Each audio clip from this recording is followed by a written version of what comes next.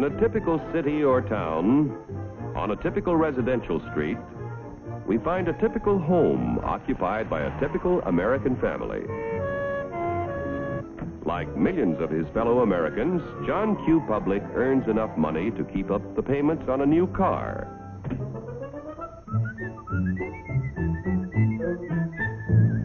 He takes great pride in owning a fine, new, long-term mortgaged home that was built to last a lifetime.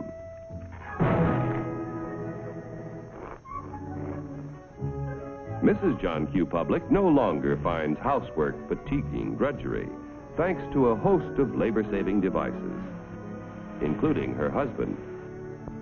Mr. John Q., because of a 40-hour week, has the leisure to dream about his favorite sport. Darling! Oftentimes, in a secluded corner of his private den, John Q. reflects on some of the better things he has done with his life. Insurance to protect his family if he is called before his time.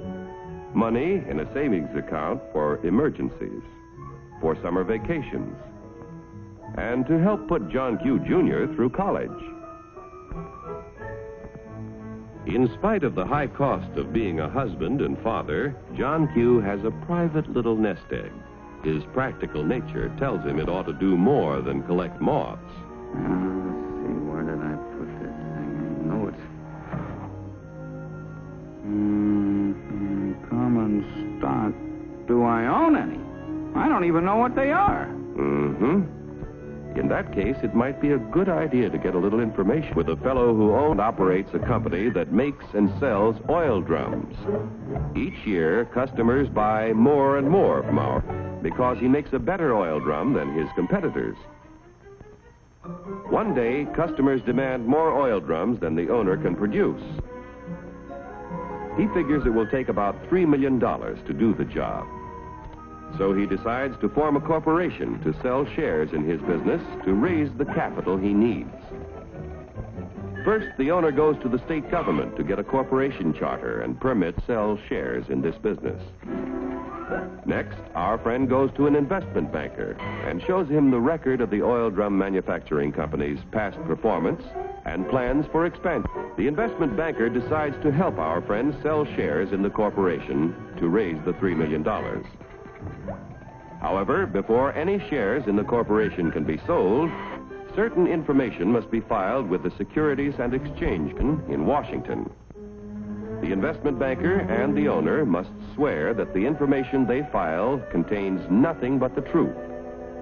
Registration with the SEC does not imply that the government approves the stock issue as a good investment, but only assures the public the material statements about the stock issue are false. Punishment will be according to the law. After SEC registration is effective, the investment banker pays the owner $3 million in exchange for a certain number of shares in the Oil Drum Manufacturing Corporation. The investment banker sells shares of the common stock to people at a price of $3 million investment and shows a profit for his services in selling the stock.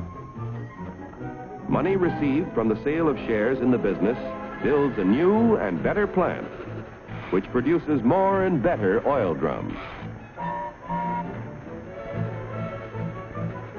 The people who bought common stock own proportionate shares in the corporation, tools, equipment, and all of its assets. Common stockholders elect the directors of the corporation. Directors represent the stock and are responsible for the way the business is run. Directors determine the amount of dividends, if any, to be paid out of earnings to the stockholders. Naturally, when stockholders invest in a business, they hope to receive dividends to help pay for necessities of life. Within a few short years, an increasing demand for the company's product poses a friend. How can he fill all the orders? He will have to build more plants and buy more tools to increase production of oil drums. It will take about $20 million to do the job. One way to get this additional capital is to sell more stock to many more people. So the Oil Drum Manufacturing Corporation votes to send its president to the New York Stock Exchange to see if their common stock can qualify for listing. The corporation wants to list its securities on the exchange so that the additional stock they need to sell will be more attractive to investors all over the nation. Securities listed on the New York Stock Exchange can be sold for cash any time in this national marketplace. Each year inquire about listing their securities, but only those which can pass a thorough examination as to their financial health are accepted. Calling the president of the Oil Drum Manufacturing Corporation.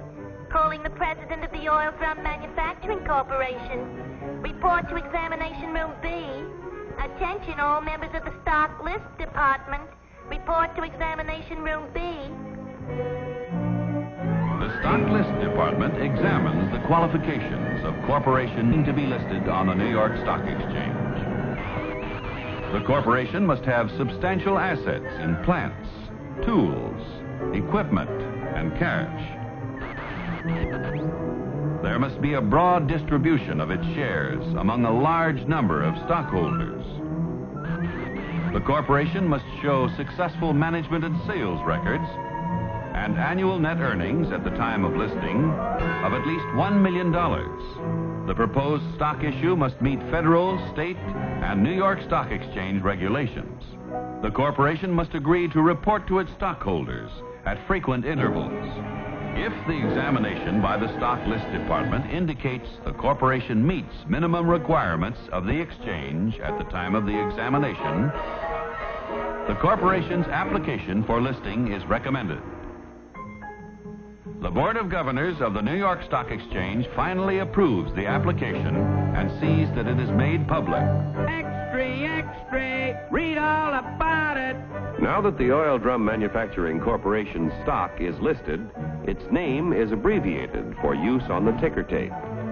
Each time ODM stock or any other stock listed on the exchange is bought or sold, the ticker tape flashes all over the nation the price and number of shares traded. A buyer in Colorado wants to purchase some ODM stock. The buyer's broker in Colorado sees that the last ODM transaction was at $10 a share. The buyer could buy from 1 to 99 shares, which would be known as an odd lot. But a Colorado friend decides to invest in 100 shares, known as a round lot. The Colorado broker wires the order to his New York office. The buy order is telephoned to the floor of the New York Stock Exchange. It is given to the firm's floor partner, who becomes the representative of the buyer in Colorado. The floor partner goes to the post where ODM stock is traded. The representative of the buyer in Colorado bids $10 a share for 100 shares. But at the moment, there is no stock offered for sale at this price.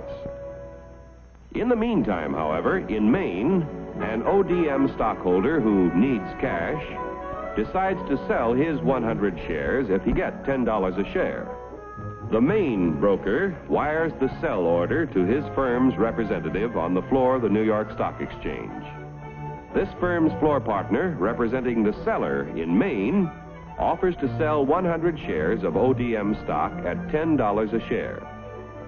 The price of $10 a share is mutually acceptable, and the transaction is made.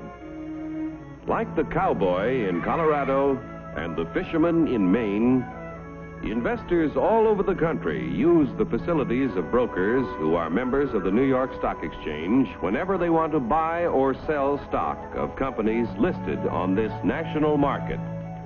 Yesterday's savings financed the miraculous growth of our railroads, automobiles, airplanes, farm machinery, communications, electric light and power, textiles, and countless other industries contributing to a more enjoyable life. If a part of our savings continue to flow into industry, American labor, management, and capital can continue to build new tools and plants. Industrial expansion creates jobs for hundreds of thousands of young people who must find employment each year. A growing capacity to produce things which make life better in peacetime can be our greatest protection in time of war. When danger threatens, we can convert industry to produce the things we need to defend ourselves. Common stock investments have helped to make our country prosperous and powerful. Owning a share in American industry is like owning a share in the future of our nation. But remember, John Q., there is a risk as well as an advantage in owning any kind of property. So get the facts before you put your money to work.